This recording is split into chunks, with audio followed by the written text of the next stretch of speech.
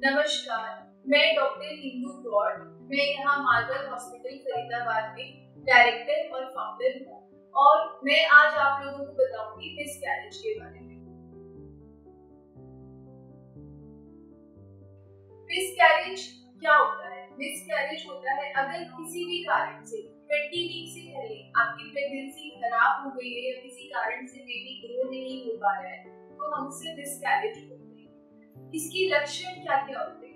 अगर आपको वेजाइना से किसी तरह का डिस्चार्ज दिख रहा है या वेजाइना से आपको ब्लीडिंग या स्पॉटिंग दिख रही है या आपको एक कंटिन्यूअस पेन रह रहा है नीचे पेट में जो किसी भी दवाई से या किसी भी पोजीशन से ठीक नहीं हो रहा है, तो इसका मतलब है कि प्रेगनेंसी में कुछ दिक्कत है जिसके लिए आपको डॉक्टर का एक बार परामर्श लेने की जरूरत है। इसके कॉजेस क्या क्या होते हैं? मिसकैरेज के भी कारणों से हो सकता है, जैसे सबसे कॉमन होता है जेनेटिक। अगर आपकी प्रेगनेंसी ठीक बनी ही नहीं है तो वो आगे बढ़ेगी भी नहीं। ये नेचर का एक चेकिंग मैकेनिज्म होता है। जैसे कोई भी मूर्ति का मूर्ति बनाता है और वो ठीक नहीं बनती है तो वो उसे डिस्ट्रॉय करके दोबारा एक बनाता है। वैसे ही अगर नेचर को लगता है कि ये प्रेगनेंसी ठीक नहीं है तो वो अपने आप अबॉर्ट हो जाती है, वो आगे बढ़ेगी ही नहीं, जो एक्चुअली एक अच्छी चीज होती है। क्योंकि कोई भी कपल ये नहीं चाहता कि हमें डिलीवरी के वक्त ऐसा बेबी मिले जिसमें कोई डिफेक्ट हो।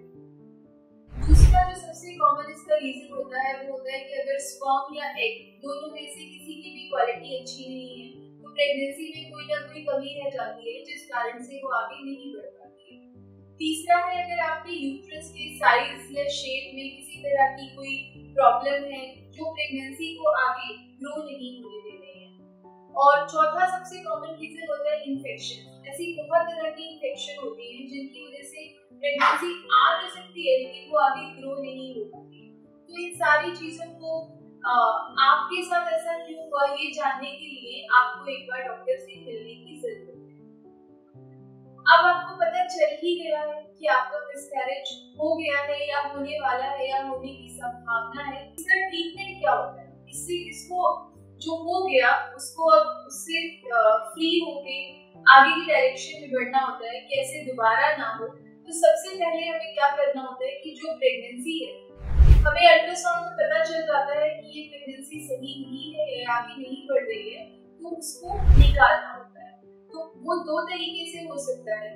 मेडिसिन से यूजुअली जो 2 या 3 महीने तक की प्रेगनेंसी में अगर ऐसा हो कि मिसकैरेज हो जाता है तो उसे दवाइयों से निकाला जा सकता है और किसी सर्जिकल प्रोसीजर की जरूरत नहीं पड़ती है। लेकिन अगर प्रेगनेंसी चौथे या 5वें महीने में जाके पता चलता है कि ग्रो नहीं हो पाई और बच्चे की हार्ट बीट चली गई या किसी कारण से कोई दिक्कत है तो फिर हमें हमेशा नहीं पर कभी कभी शायद उसमें एक सर्जिकल प्रोसीजर भी करना पड़ता है जिसे डीएनसी बोलते हैं, जो ओपीडी लेवल पे होता है। उसके लिए आपको एडमिट होने की भी जरूरत नहीं होती है।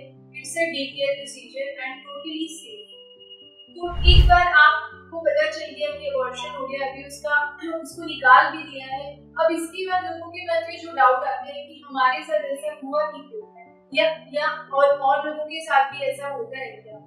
तो देखिए ये एक बहुत ही कॉमन चीज है। हर 5 में से 5 प्रेग्नेंट लेडी में से एक लेडी का अबॉर्शन हो जाता है।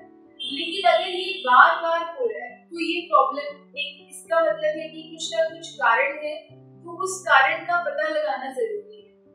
तो उसके लिए कुछ टेस्ट होते हैं, ब्लड टेस्ट होते हैं, जेनेटिक टेस्ट होते हैं जो इमीडिएटली नहीं होते हैं।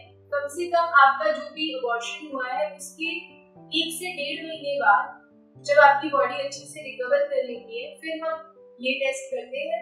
आपको डॉक्टर बताएंगे कि क्या क्या टेस्ट करने होते हैं और उनकी रिपोर्ट पे डिपेंड करता है। अगर उसमें कुछ दिक्कत आती है तो उसका इलाज होता है। अगर मान लीजिए रिपोर्ट में कुछ भी नहीं निकला तो फिर आपको यही लगता रहेगा कि ऐसा क्यों हुआ, तो उसके लिए कुछ सप्लीमेंट दिए जाते हैं जो आपको कम से कम 3 महीने तक लेने होते हैं। उस पीरियड में आपको प्रेगनेंसी का ट्राई नहीं करना चाहिए। जब आपके 3 महीने पूरे हो जाते हैं उसके बाद आप फिर से प्रेगनेंसी का ट्राई कर सकते हैं एंड इट्स नॉट नेसेसरी कि अगली बार भी ऐसा होगा ही। लेकिन फिर भी to be on the safe side एक बार जाके जैसे ही प्रेगनेंसी निकलती है आपको डॉक्टर से मिलना चाहिए, डॉक्टर से कंसल्ट करना चाहिए। और अगर डॉक्टर को सब कुछ ठीक लगता है तो कोई प्रॉब्लम नहीं है, लेकिन अगर उन्हें लगता है कि ऐसा कोई कारण है जिसके लिए कुछ ट्रीटमेंट की जरूरत है तो आपको वो भी लेना चाहिए। अगर आपको मिसकैरेज से रिलेटेड कोई भी डाउट है तो आप हमारे कमेंट सेक्शन में जाके पूछ सकते हैं। और अगर आपको ये वीडियो अच्छा लगा हो तो आप इसको आगे शेयर भी कर सकते हैं उन लोगों के साथ जिनको मिसकैरेज जैसे टॉपिक से रिलेटेड कुछ इन्फॉर्मेशन चाहिए। और हम आगे भी ऐसे वीडियोस बनाते रहेंगे। आप प्लीज हमारे चैनल को लाइक एंड